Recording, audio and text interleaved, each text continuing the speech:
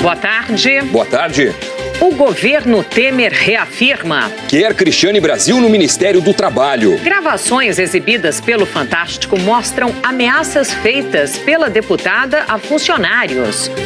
Eu só tenho um jeito de eu manter o emprego de vocês, me elegendo.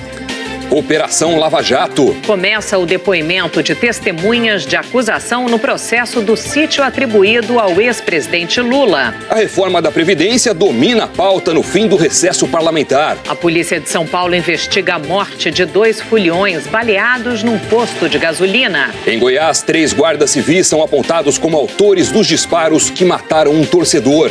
A justiça libera a viagem de um navio com 25 mil bois a bordo do Porto de Santos para a Turquia. E a volta às aulas traz um drama antigo. O Brasil não consegue atingir a meta de vagas oferecidas nas creches. O Jornal Hoje está começando. A gente começa esta edição falando dos 2 amigos que morreram e um que ficou ferido em São Paulo depois de uma confusão num posto de combustível. O crime foi no sábado, quando um grupo de 12 pessoas se reuniu para pular carnaval nos blocos de rua. A reportagem é da Renata Ribeiro. Para esse grupo de amigos, o carnaval acabou cedo demais. Da abertura oficial da festa em São Paulo, no sábado, Rodrigo saiu ferido à bala. Bruno e João não sobreviveram. Depois do bloco de Alceu Valença, no Ibirapuera, eles contaram que saíram juntos em 3 carros para seguir outro bloco de carnaval em outro ponto da cidade. A história teria sido outra se eles não tivessem parado nesse posto de gasolina. Ele fica bem perto de um dos circuitos de blocos da cidade, na região de Pinheiros. O grupo conta que encostou o carro aqui por volta das 8 da noite porque Bruno passou mal. Que os frentistas disseram que os banheiros estavam interditados, mas que um deles autorizou as meninas a usarem o depósito de lixo. Só que quando Bruno chegou para usar também, começou uma discussão que acabou em tiros. João e Rodrigo, baleados, foram levados para o Hospital das Clínicas. Bruno foi socorrido depois e já chegou morto ao hospital.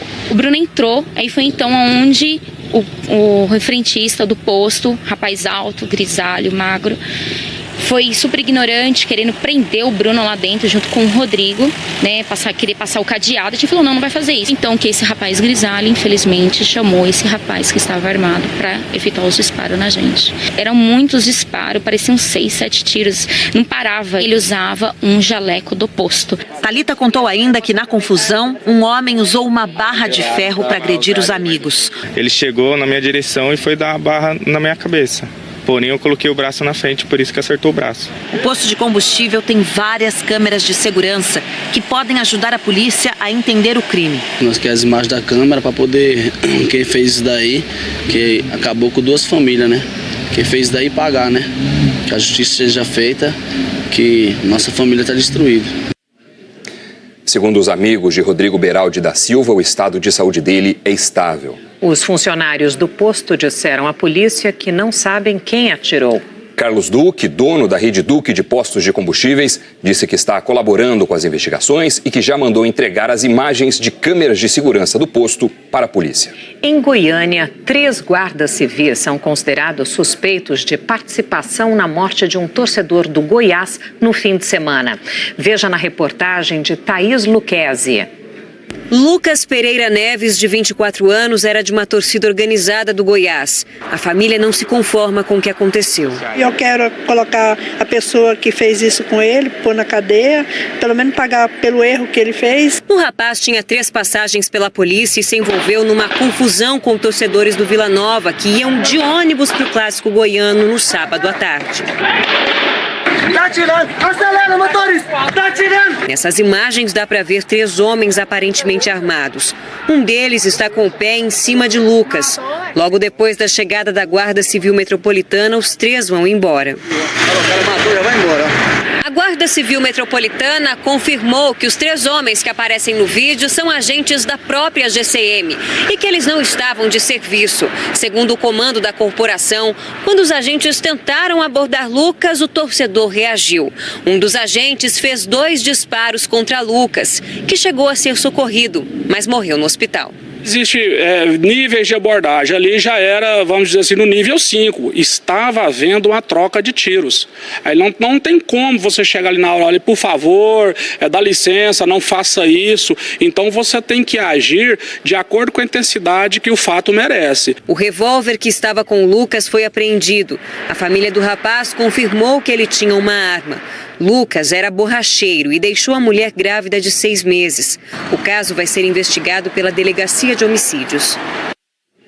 A Guarda Civil Metropolitana de Goiânia não informou os nomes dos 3 agentes suspeitos. Segundo o comando da Guarda Civil, os agentes se apresentaram à corregedoria, entregaram suas armas e vão prestar serviço administrativo durante a investigação. Depois de 45 dias de recesso, o Congresso volta a funcionar hoje. Agora, em fevereiro, a prioridade é tentar aprovar a reforma da Previdência. O Congresso se prepara para um ano curto em que as eleições de outubro vão interferir no ritmo dos trabalhos. A pauta da Câmara e do Senado ainda vai ser definida. Segurança pública será uma das prioridades neste ano. A simplificação tributária, uma linha de priorização de investimentos pode ser voltada para a geração de emprego e é fundamental que a grande aflição da família brasileira hoje que é o combate à violência. Mas é a reforma da Previdência que vai dominar as conversas nos próximos dias. O relator, Arthur Maia, disse que o momento é decisivo para o futuro da votação. O deputado deve apresentar hoje ao presidente Michel Temer o novo texto da proposta, que traz mudanças com o objetivo de atrair mais apoio para a votação. Pelo calendário proposto antes do recesso, a reforma deveria começar a ser discutida nessa semana e votada lá pelo dia 20. O relator afirmou que a idade mínima para homens e mulheres se aposentarem será mantida e descartou incluir no texto o fim da proibição para o acúmulo de pensões e aposentadorias. Se nós fizermos isso, nós estaremos incorrendo na preservação de um privilégio. Ou seja, enquanto a grande maioria dos brasileiros terá um limite que é o teto do INSS, teremos outros brasileiros do setor público que poderão acumular até um limite que pode chegar a 2 vezes o teto do Serviço Público Federal, que daria, no caso, mais de R$65 mil. Eu admito até uma regra de transição, mas que ao final da regra de transição, todos os brasileiros estejam na mesma condição. A diferença entre as regras de aposentadoria dos setores público e privado, que gera distorções, é um dos pontos que a reforma pretende acabar. O INSS, que paga aposentadorias e benefícios para quase 30 milhões de trabalhadores do setor privado, fechou 2017 com um rombo de 182 bilhões de reais. No setor público, que atende cerca de 1 milhão de servidores, civis e militares, o déficit está em 86 bilhões de reais. O rombo total dos setores público e privado é de quase 270 bilhões de reais. Rodrigo Maia informou pela assessoria que com a chegada dos deputados vai ouvir um a um para ver de fato quantos votos tem para a matéria e garantiu que até o dia 20 deste mês a reforma da Previdência estará na pauta. A Polícia Federal intimou o presidente da Caixa Econômica Federal, Gilberto Occhi, a depor hoje no inquérito sobre suposto favorecimento de empresas do setor de portos por um decreto do presidente Michel Temer.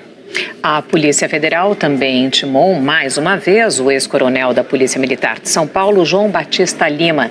Ele é apontado pela Procuradoria-Geral da República como um dos intermediários de propina que supostamente seria paga ao presidente da República no caso do decreto de portos. Essas informações são da repórter Andréia Sadi. Andréia, boa tarde para você. Oi, Sandra, Doni, boa tarde para vocês, boa tarde a todos. Olha, a Polícia Federal intimou novamente o João Batista Lima, porque tenta ouvi-lo desde 2017, mas ele alega motivos de saúde. Mesmo assim, a Polícia Federal, na semana passada, mandou intimá-lo novamente, porque diz que é importante para que ele esclareça informações que foram apuradas, investigadas neste inquérito que está lá no Supremo Tribunal Federal. Por exemplo, mensagens apreendidas entre Lima e 2 interlocutores setores que a Polícia Federal ainda não identificou, falando sobre pagamentos e cobranças. A Polícia Federal também quer saber a relação de Lima com executivos da Rodrimar, uma das empresas do setor de portos que teria sido beneficiada pelo decreto assinado pelo presidente Michel Temer em 2017. Além de Lima, então, que ainda não tem essa data do depoimento, hoje o presidente da Caixa, Gilberto Ock, foi intimado para falar neste inquérito que investiga propina no setor de portos. Dona Sandra. Ok, Andréia. Começam hoje os depoimentos das testemunhas de acusação no processo em que o ex-presidente Lula é um dos réus acusados de lavagem de dinheiro e corrupção no caso do sítio de Atibaia, no interior de São Paulo. A gente vai a Curitiba falar com a repórter Ana Zimmermann, que tem as informações ao vivo. Ana, as audiências começam daqui a pouco, né? Oi, Sandra, boa tarde. Isso mesmo, às 2 horas, o juiz Sérgio Moro começa a ouvir 3 testemunhas de acusação. O ex-gerente da Petrobras, Eduardo Musa, e o casal de marqueteiros João Santana e Mônica Moura. Todos são delatores, por isso precisam vir até Curitiba prestar depoimento. João Santana e Mônica Moura já foram condenados na Lava Jato. Ficaram presos e hoje usam tornozeleira eletrônica. Os marqueteiros trabalharam nas 3 últimas campanhas presidenciais do PT. Em delação premiada, admitiram ter recebido parte do pagamento no exterior com dinheiro de Caixa 2 da Odebrecht. O ex-presidente é acusado de ter recebido propina por meio da reforma e decoração do sítio de Atibaia. Para o Ministério Público, o custo foi dividido entre as empreiteiras Odebrecht e OAS, além do pecuarista José Carlos Bunlai, amigo de Lula. O título de propriedade não é de Lula, mas, de acordo com os procuradores, veículos usados pelo ex-presidente estiveram 270 vezes no sítio em 6 anos e Lula foi o beneficiário das reformas. Entre as provas estão objetos pessoais dele e da ex-primeira-dama Marisa Letícia, encontrados na suíte do imóvel, pedalinhos com os nomes dos netos do ex-presidente e notas fiscais de bens do sítio em nome de Dona Marisa. Em delação, Emílio Odebrecht afirmou ter tratado da reforma diretamente com Lula. O ex-presidente da OAS, Léo Pinheiro, disse na Justiça que os custos com a cozinha foram descontados da conta de propina que a construtora tinha com o PT. O Ministério Público chamou ao todo 39 testemunhas de acusação. Depois serão ouvidas as testemunhas de defesa e só então serão interrogados os réus, entre eles o ex-presidente Lula. Sandra. Ok, Ana, obrigada. A defesa do ex-presidente Lula reiterou que ele não é proprietário do sítio de Atibaia, afirmou ainda que Lula jamais praticou qualquer ato para beneficiar empreiteiras nem recebeu vantagens indevidas antes, durante ou depois de ter exercido o cargo de presidente da República. Nós não conseguimos contato com os outros citados.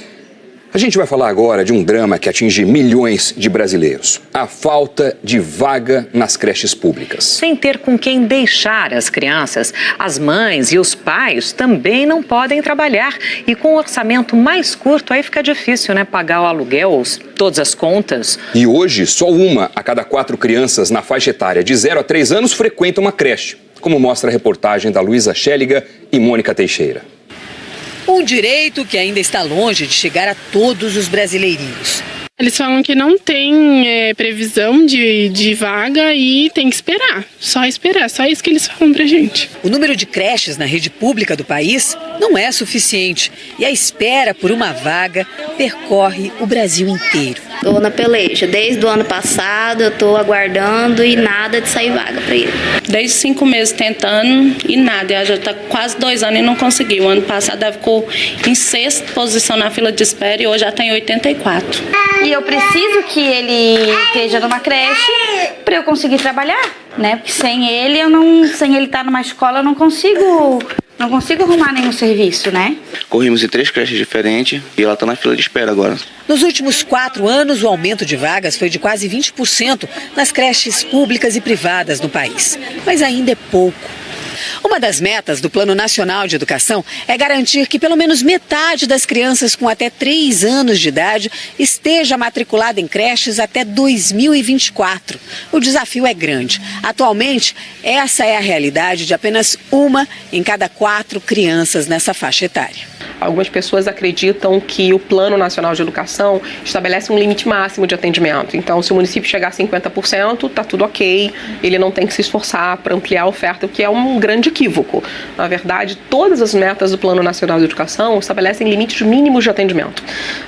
E o município tem que atender à demanda da sua população naquela proporção em que ela se apresenta.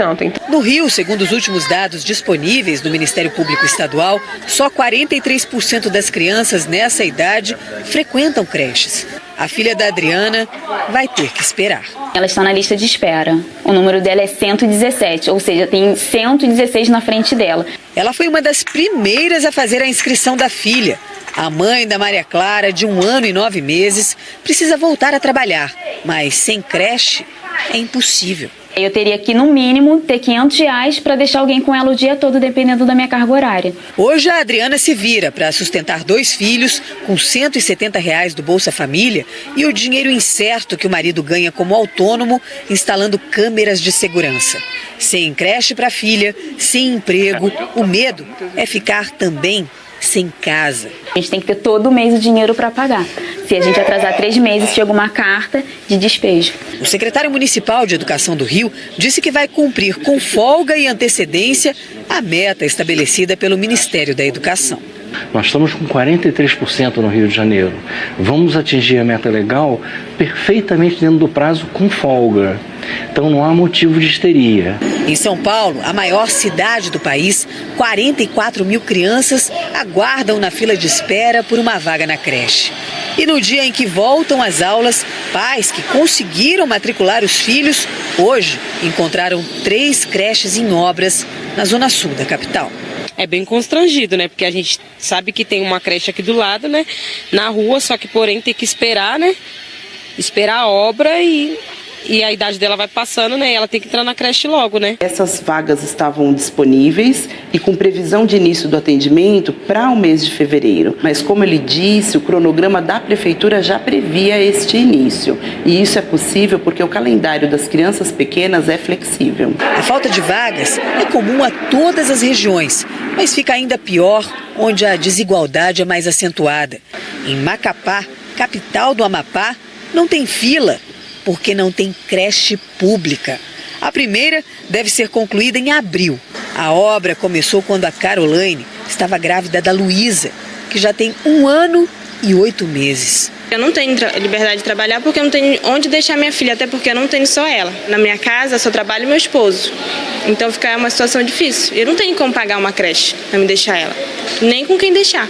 E de que adianta creche tão perto de casa se o filho não pode entrar? Ele fica vendo todo o movimento das crianças aqui na escola e não tem vaga para ele. E quando falta vaga para uma criança na creche, pode faltar muito mais para toda a família. É humilhante, porque a gente tem os deveres de cidadão e a gente cumpre com eles. Agora, quando chega na hora da gente rever os nossos direitos, ninguém dá um respaldo, ninguém dá uma resposta para a gente. Então vamos às respostas a todas essas famílias que têm o direito à educação para os seus filhos. A Prefeitura de Sorocaba informou que pretende zerar a fila de 2.000 crianças até 2020. Em Belém, a Prefeitura disse que vai fazer um levantamento de quantas crianças aguardam por vaga e afirma que vai inaugurar novas creches ainda este mês. A Prefeitura de Goiânia informou que nos próximos dias serão criadas 260 novas vagas. Segundo a Prefeitura de Florianópolis, mais de 1.300 crianças aguardam na fila e até junho novas creches serão inauguradas. Já em Macapá, a Prefeitura diz que, apesar de não ter creches, oferece 150 vagas em unidades conveniadas. E olha, muitas creches no Brasil são pequenas. 2 de cada 10 têm menos de 50 alunos. E Sandra, o censo escolar traz também outros dados que ajudam a entender tudo o que falta nessas creches. Olha só, quase 39% delas não têm banheiro adequado à educação infantil. 42% não têm parque infantil. 66% não possuem berçário. Em 70% das creches, nada de área verde. E quase 74% não tem uma estrutura adequada para pessoas com deficiência ou com mobilidade reduzida, Sandra. Pois é, falta tudo, né, Doni? E principalmente está faltando a educação nesse país para que ele tenha um futuro. Vamos falar da previsão do tempo. Eliana Marques já está aqui com a gente. Quais são os seus destaques, Eliana? Boa tarde. Boa tarde, Sandra, Doni. Boa tarde a todos. Olha, choveu absurdamente em algumas cidades de Minas Gerais, também do Espírito Santo. A gente destaca duas delas aqui para você: Conceição do Mato Dentro e também São Mateus. As duas, olha, já ultrapassaram a média de chuva do mês inteiro em 50% e 70%, e olha que hoje é dia 5 ainda, né? E tem mais previsão de chuva nessas áreas aí, principalmente essas que estão em rosa, pegando Espírito Santo, Minas e também aqui, olha, parte da Bahia e de Goiás, principalmente onde o nosso mapa tá rosa. Previsão aí de temporais hoje. É verão, a gente está acostumado a ver muita chuva mesmo, mas tem algum outro motivo, outra razão para explicar esse tanto de água? Tem, né? Por ser verão, a gente já tem a umidade que sai da Amazônia, vai lá para o centro-oeste, para o sudeste, é o padrão da estação, mas também tem ventos fortes em altitude. O que eles fazem? Eles aceleram a subida do ar quente e úmido e aí se formam as nuvens de tempestade, são as que a gente vai ver aqui nessa arte, aqui nas imagens de satélite. As mais coloridas são nuvem de temporal. Hoje elas estão concentradas entre Amazonas, Pará, Tocantins, também Mato Grosso, Goiás. Pega aqui, olha, o extremo sul do Maranhão, do Piauí, o oeste e o sul da Bahia e, claro, Minas e Espírito Santo, que a gente já falou. Entre o Rio de Janeiro e até o litoral catarinense, essa faixinha em verde aqui, previsão de chuva também, não chega a ser temporal. Em Fortaleza hoje, chuva a qualquer momento. E agora, onde não chove, né? Extremo norte do Brasil, essa área aqui entre Rio Grande do Norte e Sergipe, e essa outra entre o oeste de Mato Grosso, passando aqui por São Paulo e praticamente toda a região sul, tempo firme. Temperaturas? Vamos falar de Curitiba, já que eu terminei falando do sul, né? Curitiba é a capital mais friazinha, mais fresquinha lá no sul hoje, com máxima de 24 graus. Agora ainda está fazendo 20 graus por lá. Florianópolis e Porto Alegre estão bem mais quentes que Curitiba. Aqui em São Paulo, máxima de 26, possibilidade de garoa somente e à noite. No Rio já pode chover a qualquer hora, já choveu hoje, né? Máxima de 28 graus. Agora, Belo Horizonte e Vitória, tempo fechado, chuvoso, por isso as temperaturas mais baixas. Brasília e Palmas estão na mesma situação. Palmas com apenas 22 graus agora, muito baixo para lá. São Luís, máxima de 30 graus. Natal, 32 e Boa Vista, 35, as duas sem chuva. E agora vai o aviso de amanhã, né? Porque os temporais vão continuar nessas áreas destacadas aqui, olha. Então, entre o Amazonas até o Piauí e descendo aqui, chegando, além de Minas e Espírito Santo, também no norte do Rio de Janeiro amanhã. Ok, então amanhã você fala mais sobre isso. Obrigada. Até amanhã. Até. Tchau. Tchau. Bom, do verão a gente vai para o extremo inverno. A neve está causando transtornos em Moscou. O acúmulo de neve está batendo recorde. 2.000 árvores caíram. A gente vai falar com o nosso correspondente por lá, Marcelo Correge. Só de olhar já dá frio. Quantos graus por aí, Marcelo? Boa tarde, Sandra. Boa tarde a todos. Nesse momento aqui em Moscou, menos 12 graus. 12 graus negativos, sensação térmica de menos 19. Nesse fim de semana, tivemos nevascas muito fortes aqui na cidade de Moscou. O prefeito da cidade, Sergei Sobyanin, confirmou numa das suas redes sociais que uma pessoa morreu e 2 ficaram feridas por causa dessas quedas de árvore que aconteceram frequentemente durante o fim de semana. A vida dos moscovitas ficou realmente muito complicada por causa do frio, das nevascas, do vento e da quantidade de neve que se acumula nas ruas. A gente pode ver aqui atrás, ó, um carro completamente coberto de neve e algumas montanhas de neve que ficam por aqui também, mesmo com funcionários da prefeitura trabalhando durante todo o dia e funcionários particulares dos prédios também para tirar toda essa neve acumulada da cidade.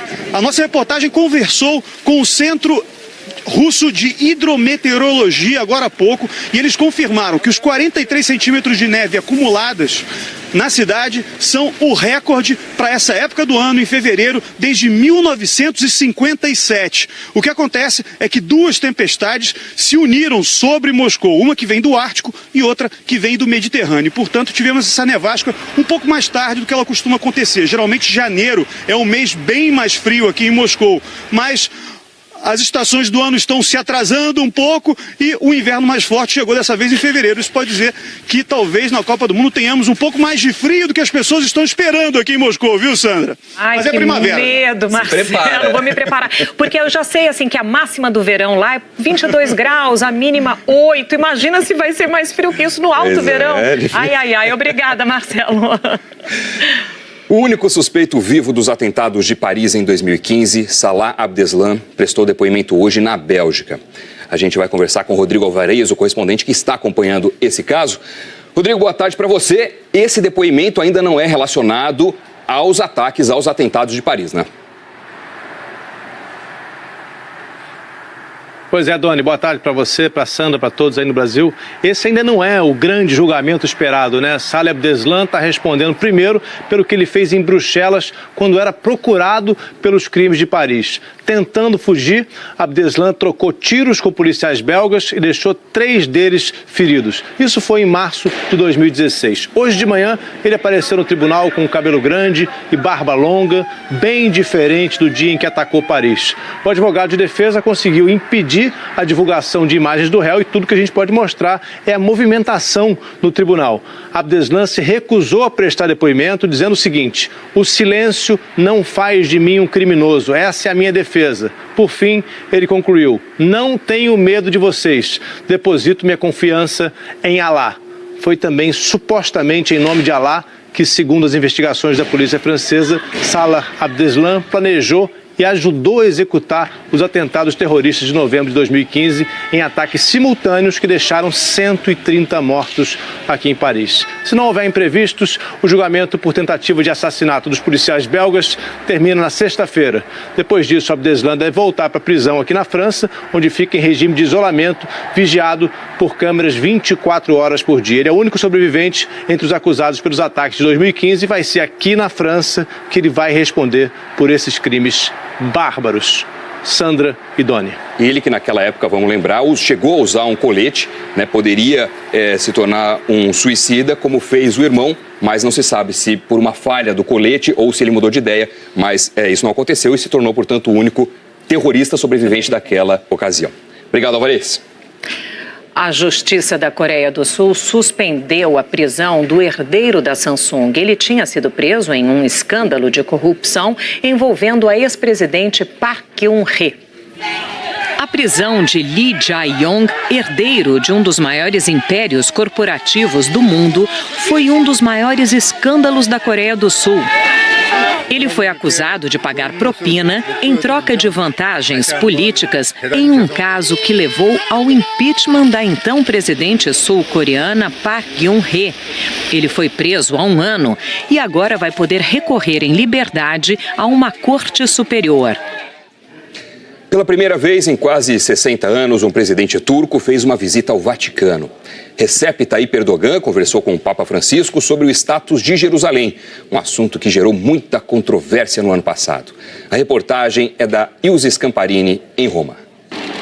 Num Vaticano completamente blindado, desde ontem à noite, o presidente turco foi recebido pelo Papa Francisco esta manhã. O encontro durou mais de 50 minutos. Recep Tayyip Erdogan veio com a mulher e um grupo de 20 pessoas, entre eles 5 ministros. No centro da conversa, o tema de Jerusalém, recentemente reconhecida como capital de Israel pelo governo americano de Donald Trump e sob os protestos das capitais do Oriente Médio. Erdogan tem a mesma opinião da Santa Sé e da União Europeia, 2 estados e Jerusalém, capital de Israel e Palestina. Mas as divisões com o Papa são grandes, principalmente a hostilidade contra os curdos. Francisco deu a ele um presente com um forte significado, um medalhão com a figura de um anjo. Na hora da tradicional troca de presentes, o Papa falou: esse é o anjo da paz que estrangula o demônio da guerra. A comunidade curda que vive em Roma protestou nos jardins do Castelo de Sant'Angelo. Houve confusão com a polícia e 2 pessoas ficaram feridas. Uma das faixas dizia: Estado turco assassino. Depois da ofensiva do exército turco no norte da Síria, a tensão entre curdos e o governo turco aumentou.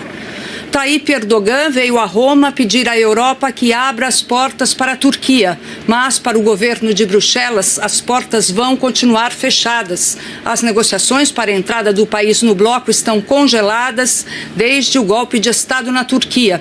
E segundo autoridades europeias, o país não avançou na questão dos direitos humanos. O chefe de Estado da Coreia do Norte, Kim Jong-nam, vai participar da cerimônia de abertura dos Jogos Olímpicos de Inverno que começam nesta sexta-feira. Ele é o segundo na linha de comando do regime norte-coreano. Só fica abaixo do ditador, o Kim Jong-un. Márcio Gomes, boa noite para você em Tóquio. Explica pra gente qual a importância da escolha desse nome. Oi, Doni, Sandra, boa tarde a todos. Esse anúncio de quem vai representar a Coreia do Norte nos Jogos de Inverno mostrou a disposição do país nessa fase de reaproximação com os sul-coreanos.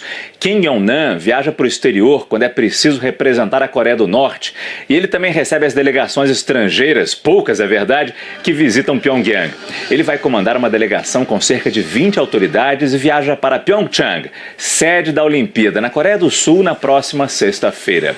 Uma saia justa pode ser um encontro com a delegação dos Estados Unidos.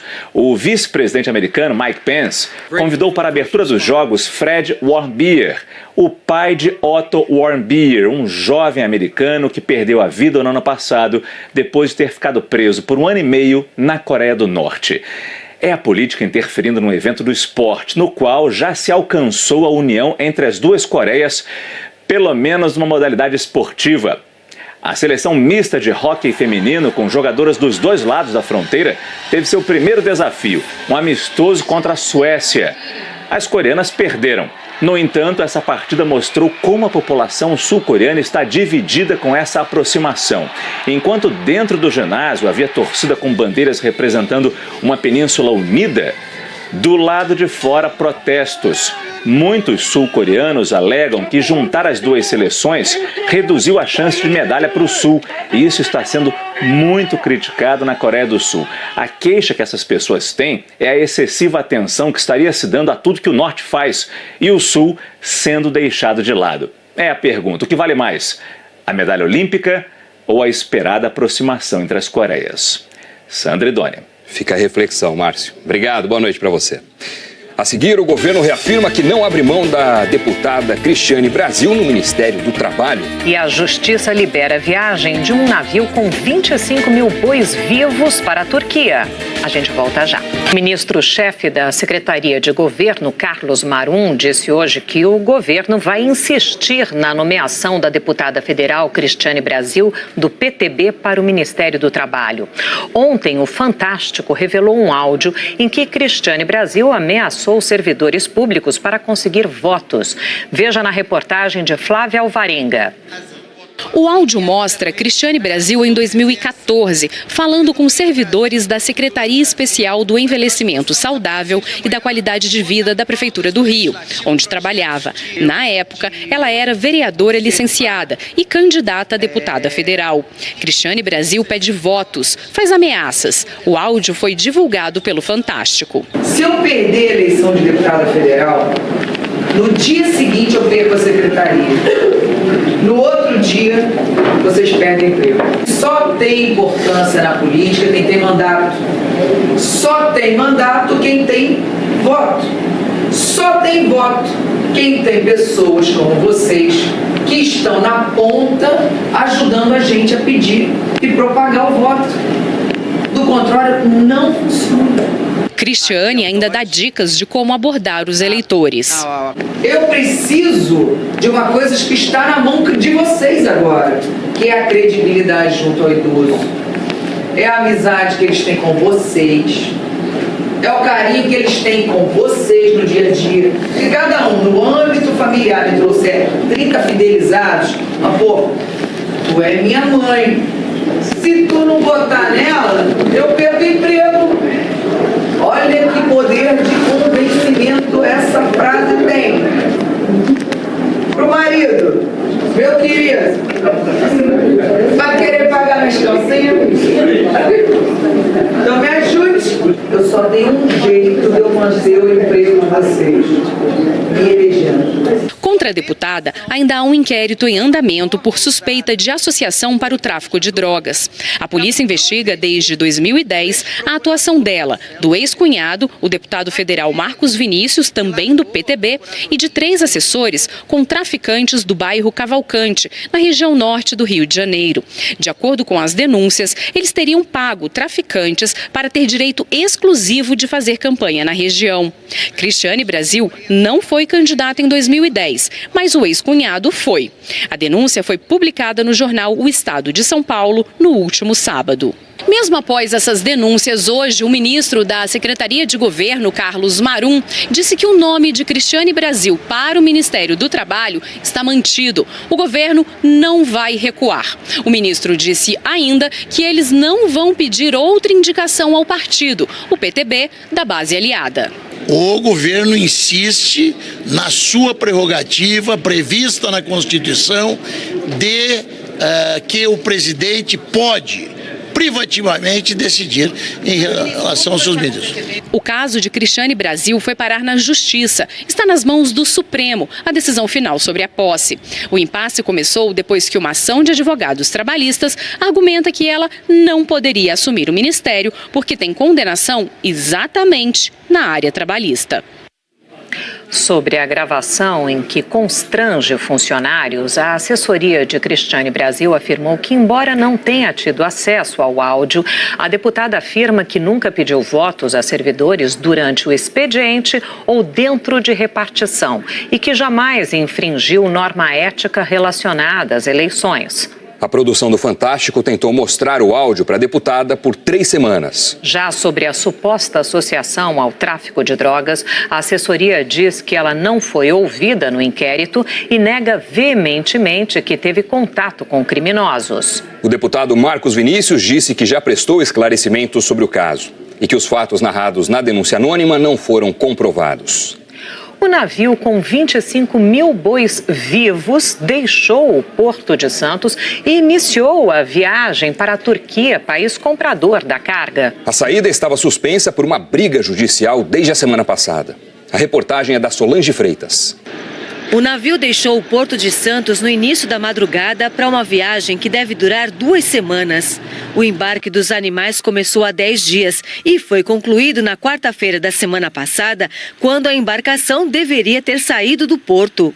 Mas a justiça impediu a liberação do navio, atendendo a uma ação movida por várias organizações de ativistas que argumentaram que os animais estariam sofrendo maus tratos. E essa é uma das piores práticas de sofrimento animal, o transporte de animais vivos para outros países, onde não há ou há pouquíssimas regulamentações para abate.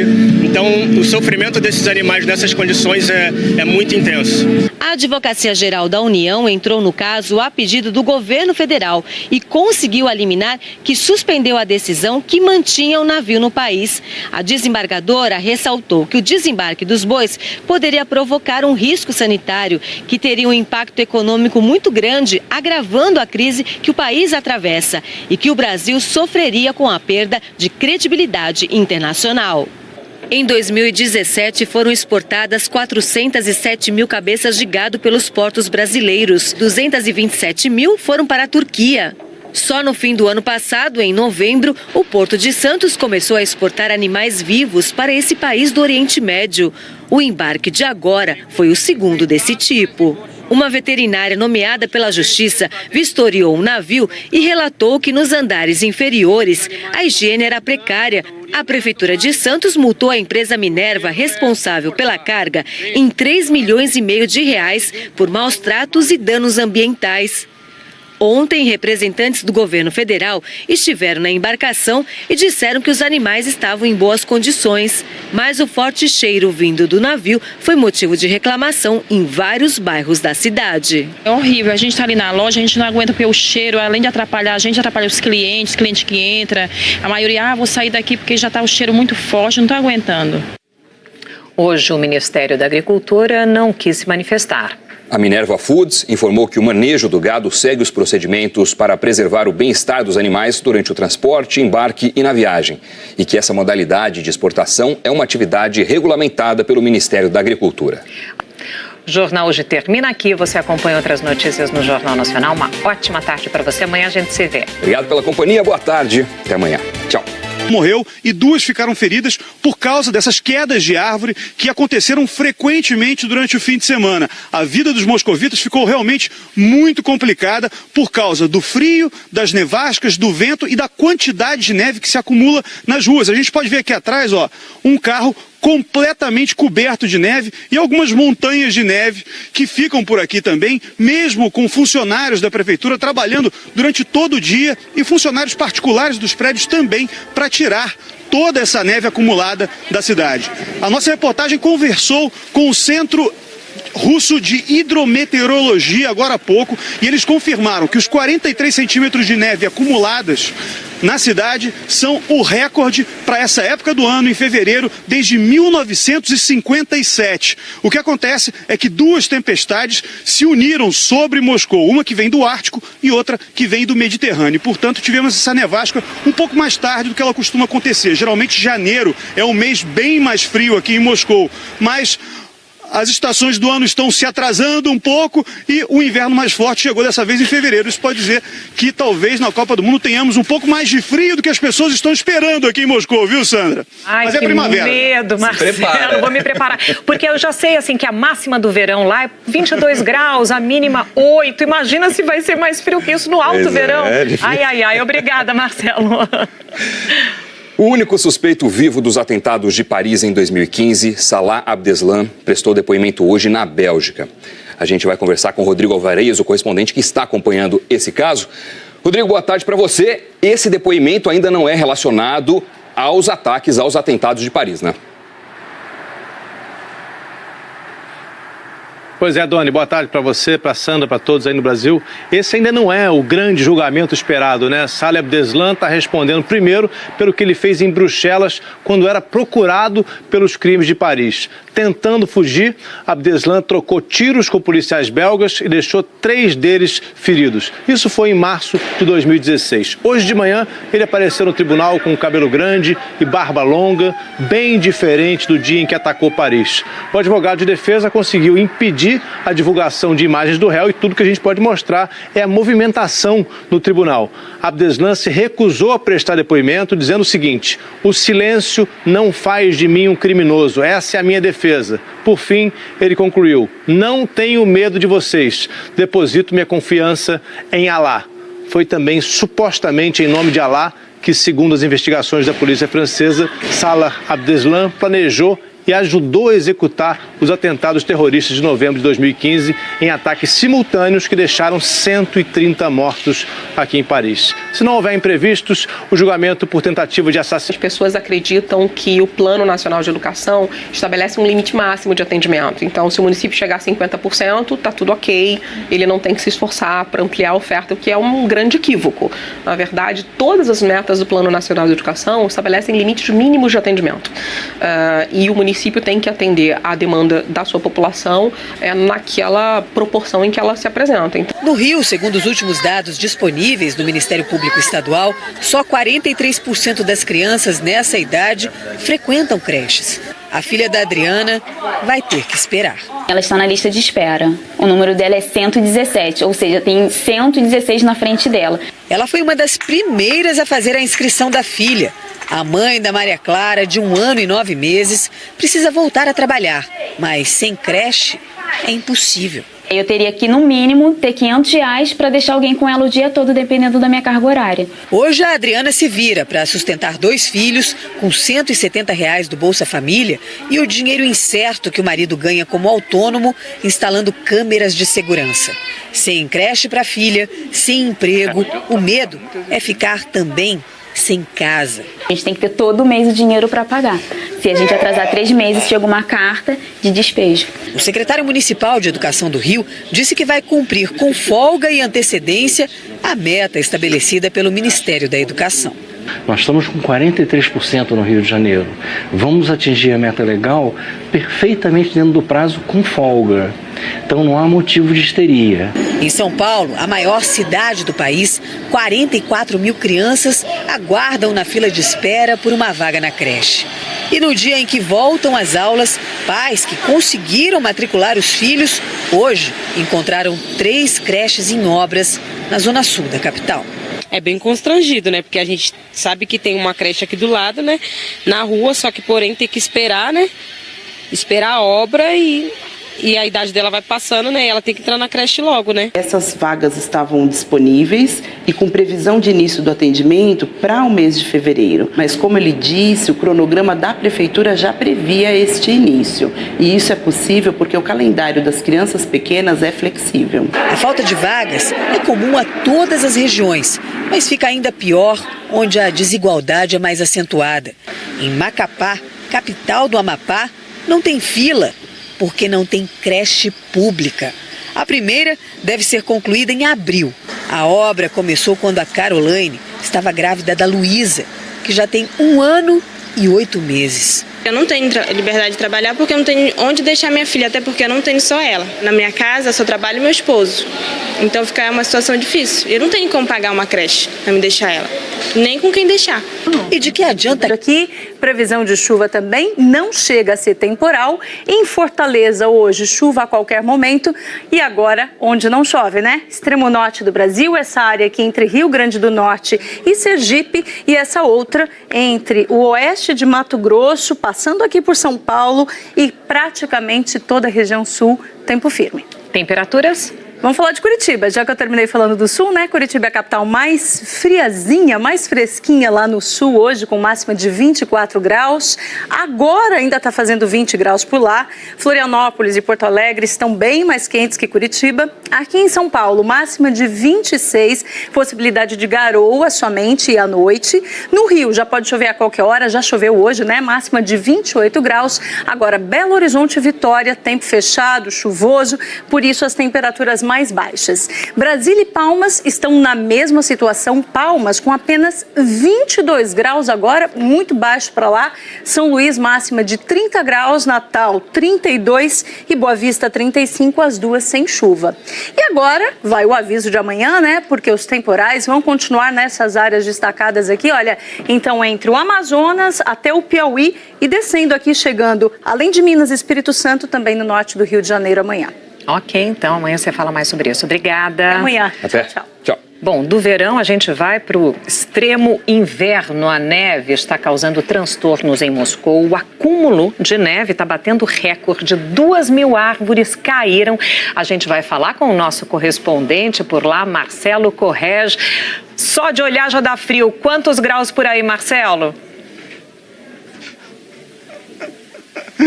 Boa tarde, Sandra. Boa tarde a todos. Nesse momento aqui em Moscou, menos 12 graus. 12 graus negativos, sensação térmica de menos 19. Nesse fim de semana, tivemos nevascas muito fortes aqui na cidade de Moscou. O prefeito da cidade, Sergei Sobyanin, confirmou numa das suas redes sociais que uma pessoa morreu e 2 ficaram feridas por causa dessas quedas de árvore que aconteceram frequentemente durante o fim de semana. A vida dos moscovitas ficou realmente muito complicada por causa do frio, das nevascas, do vento e da quantidade de neve que se acumula nas ruas. A gente pode ver aqui atrás, ó, um carro completamente coberto de neve e algumas montanhas de neve que ficam por aqui também, mesmo com funcionários da prefeitura trabalhando durante todo o dia e funcionários particulares dos prédios também para tirar toda essa neve acumulada da cidade. A nossa reportagem conversou com o Centro Russo de Hidrometeorologia agora há pouco e eles confirmaram que os 43 centímetros de neve acumuladas na cidade são o recorde para essa época do ano, em fevereiro, desde 1957. O que acontece é que 2 tempestades se uniram sobre Moscou. Os Olímpicos de Inverno que começam nesta sexta-feira. Ele é o segundo na linha de comando do regime norte-coreano. Só fica abaixo do ditador, o Kim Jong-un. Márcio Gomes, boa noite para você em Tóquio. Explica pra gente qual a importância da escolha desse nome. Oi, Doni, Sandra, boa tarde a todos. Esse anúncio de quem vai representar a Coreia do Norte nos Jogos de Inverno mostrou a disposição do país nessa fase de reaproximação com os sul-coreanos. Kim Jong-nam viaja para o exterior quando é preciso representar a Coreia do Norte. E ele também recebe as delegações estrangeiras, poucas é verdade, que visitam Pyongyang. Ele vai comandar uma delegação com cerca de 20 autoridades e viaja para Pyeongchang, sede da Olimpíada, na Coreia do Sul, na próxima sexta-feira. Uma saia justa pode ser um encontro com a delegação dos Estados Unidos. O vice-presidente americano Mike Pence convidou para a abertura dos Jogos Fred Warmbier, o pai de Otto Warmbier, um jovem americano que perdeu a vida no ano passado depois de ter ficado preso por 1 ano e meio na Coreia do Norte.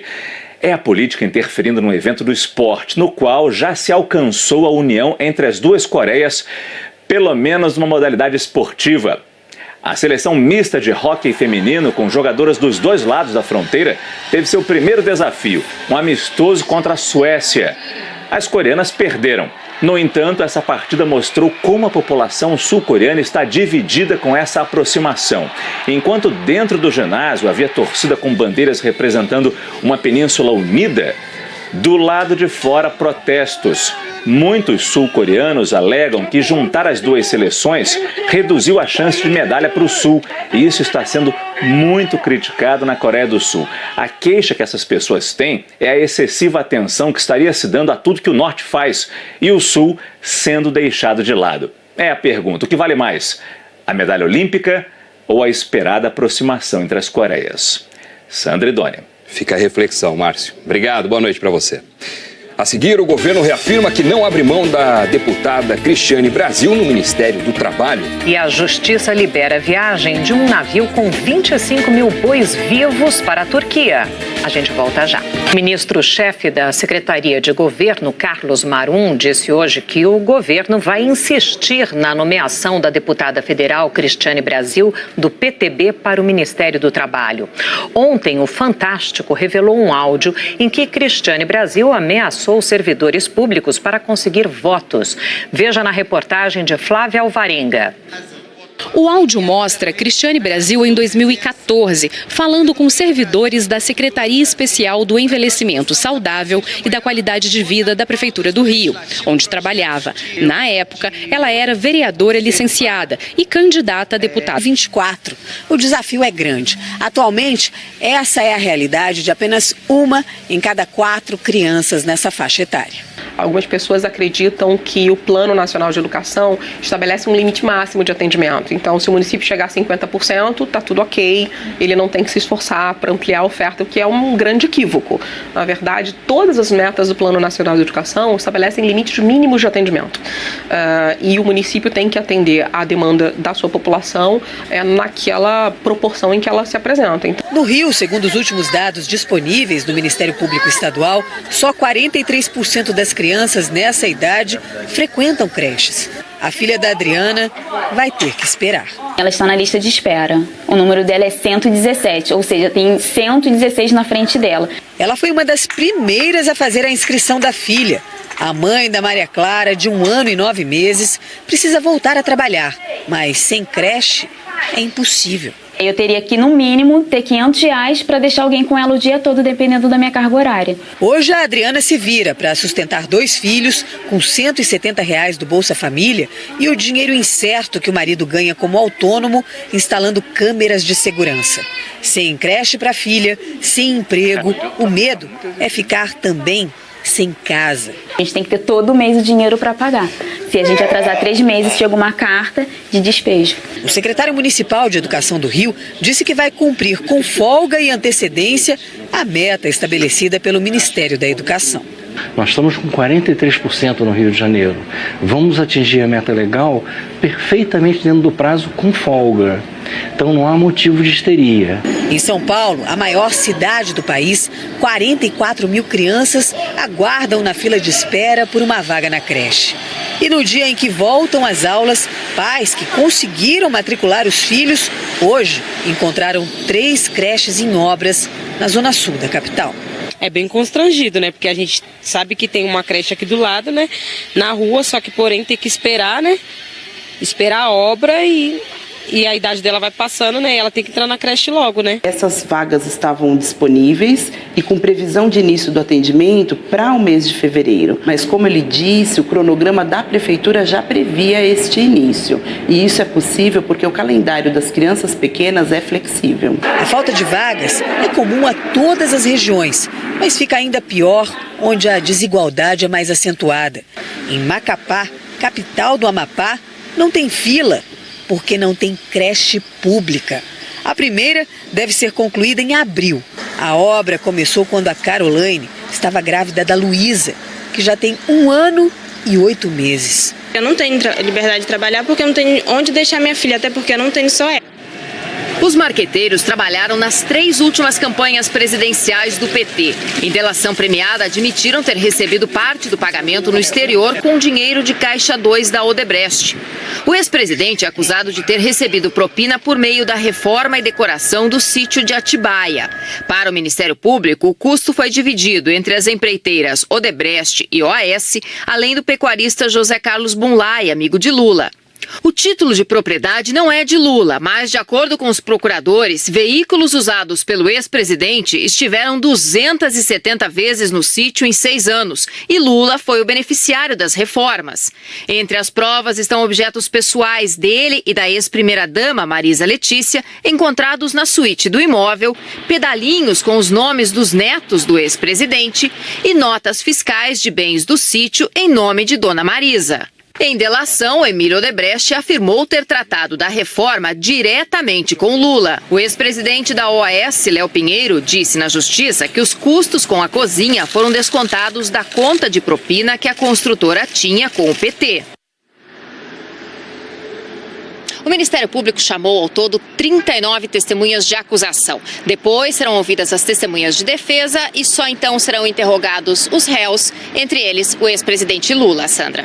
Ok, Ana, obrigada. A defesa do ex-presidente Lula reiterou que ele não é proprietário do sítio de Atibaia, afirmou ainda que Lula jamais praticou qualquer ato para beneficiar empreiteiras nem recebeu vantagens indevidas antes, durante ou depois de ter exercido o cargo de presidente da República. Nós não conseguimos contato com os outros citados. A gente vai falar agora de um drama que atinge milhões de brasileiros: a falta de vaga nas creches públicas. Sem ter com quem deixar as crianças, as mães e os pais também não podem trabalhar. E com o orçamento mais curto, aí fica difícil, né? Pagar o aluguel, todas as contas. E hoje, só 1 a cada 4 crianças na faixa etária de 0 a 3 anos frequentam uma creche, como mostra a reportagem da Luísa Schelliga e Mônica Teixeira. Um direito que ainda está longe de chegar a todos os brasileirinhos. Eles falam que não tem previsão de vaga e tem que esperar, só isso que eles falam pra gente. O número de creches na rede pública do país não é suficiente e a espera por uma vaga percorre o Brasil inteiro. Estou na peleja, desde o ano passado eu estou aguardando e nada de sair vaga para ele. Desde 5 meses tentando e nada, ela já está quase 2 anos e não conseguiu. O ano passado ela ficou em 6ª posição na fila de espera e hoje já está em 84. E eu preciso que ele esteja numa creche para eu conseguir trabalhar, né? Porque sem ele estar numa escola eu não consigo. Pois é, Doni, boa tarde para você, para Sandra, para todos aí no Brasil. Esse ainda não é o grande julgamento esperado, né? Saleh Abdeslam está respondendo primeiro pelo que ele fez em Bruxelas quando era procurado pelos crimes de Paris. Tentando fugir, Abdeslam trocou tiros com policiais belgas e deixou 3 deles feridos. Isso foi em março de 2016. Hoje de manhã, ele apareceu no tribunal com cabelo grande e barba longa, bem diferente do dia em que atacou Paris. O advogado de defesa conseguiu impedir a divulgação de imagens do réu e tudo que a gente pode mostrar é a movimentação no tribunal. Abdeslam se recusou a prestar depoimento, dizendo o seguinte: o silêncio não faz de mim um criminoso, essa é a minha defesa. Por fim, ele concluiu: não tenho medo de vocês, deposito minha confiança em Alá. Foi também supostamente em nome de Alá que, segundo as investigações da polícia francesa, Saleh Abdeslam planejou e ajudou a executar os atentados terroristas de novembro de 2015 em ataques simultâneos que deixaram 130 mortos aqui em Paris. Se não houver imprevistos, o julgamento por tentativa de assassinato dos policiais belgas termina na sexta-feira.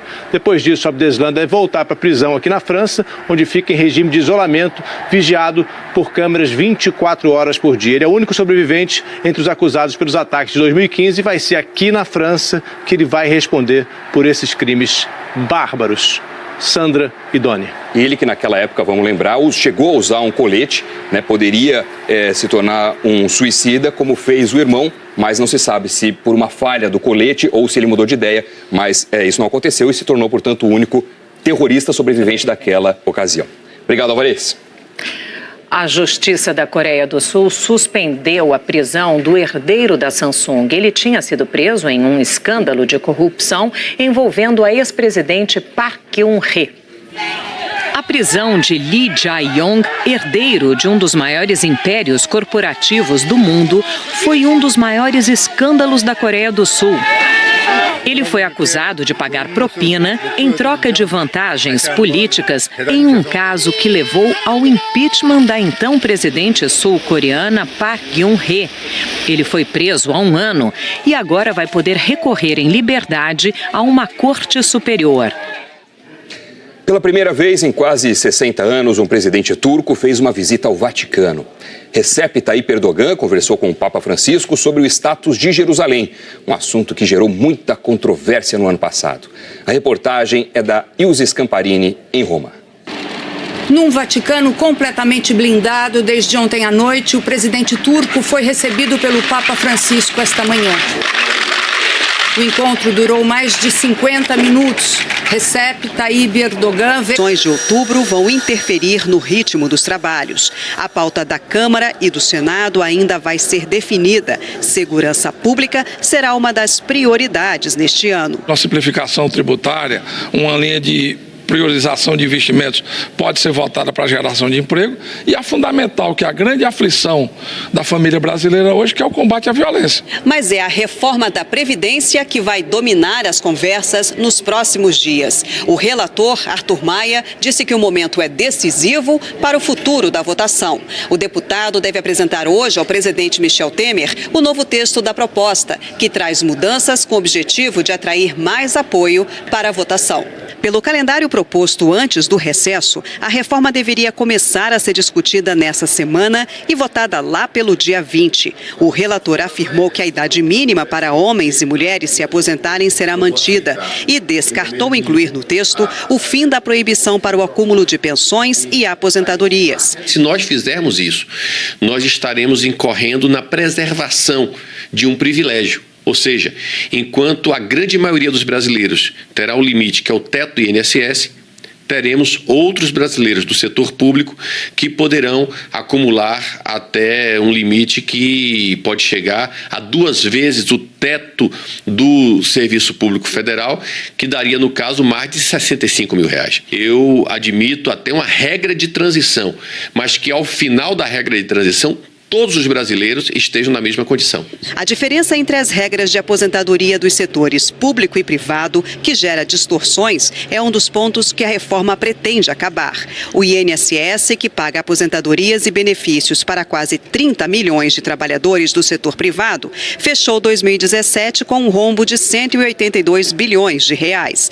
No setor público, que atende cerca de 1 milhão de servidores, civis e militares, o déficit está em 86 bilhões de reais. O rombo total dos setores público e privado é de quase 270 bilhões de reais. Rodrigo Maia informou pela assessoria que, com a chegada dos deputados, vai ouvir um a um para ver, de fato, quantos votos tem para a matéria e garantiu que até o dia 20 deste mês a reforma da Previdência estará na pauta.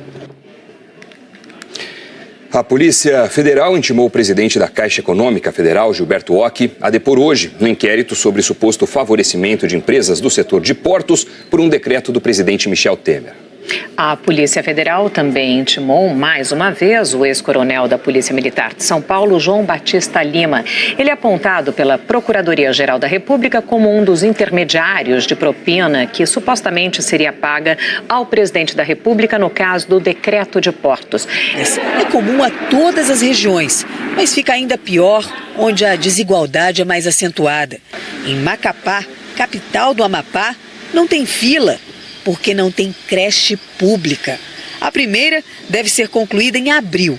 A obra começou quando a Caroline estava grávida da Luísa, que já tem 1 ano e 8 meses. Eu não tenho liberdade de trabalhar porque eu não tenho onde deixar minha filha, até porque eu não tenho só ela. Na minha casa só trabalho meu esposo.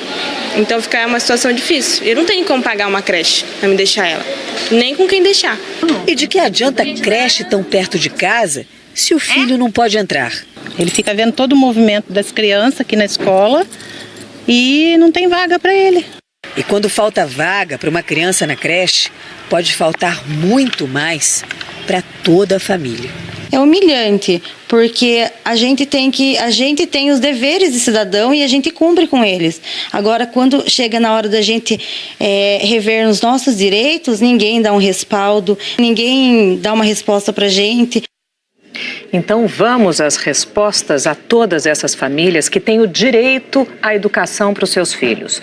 A Prefeitura de Sorocaba informou que pretende zerar a fila de 2.000 crianças até 2020. Em Belém, a Prefeitura disse que vai fazer um levantamento de quantas crianças aguardam por vaga e afirma que vai inaugurar novas creches ainda este mês. A Prefeitura de Goiânia informou que nos próximos dias serão criadas 260 novas vagas. Segundo a Prefeitura de Florianópolis, mais de 1.300 crianças aguardam na fila e até junho novas creches serão inauguradas. Já em Macapá, a Prefeitura diz que, apesar de não ter creches, oferece 150 vagas em unidades conveniadas. E olha, muitas creches no Brasil são pequenas. 2 de cada 10 têm menos de 50 alunos. E Sandra, o censo escolar traz também outros dados que ajudam a entender tudo o que falta nessas creches. Olha só, quase 39% delas não têm banheiro adequado à educação infantil.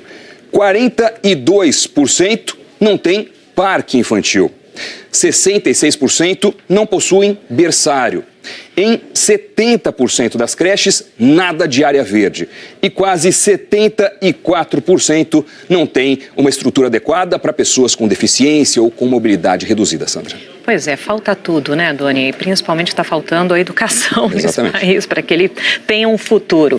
Vamos falar da previsão do tempo. Eliana Marques já está aqui com a gente. Quais são os seus destaques? Eliana, boa tarde. Boa tarde, Sandra, Doni. Boa tarde a todos. Olha, choveu absurdamente em algumas cidades de Minas Gerais, também do Espírito Santo. A gente destaca 2 delas aqui para você: Conceição do Mato Dentro e também São Mateus.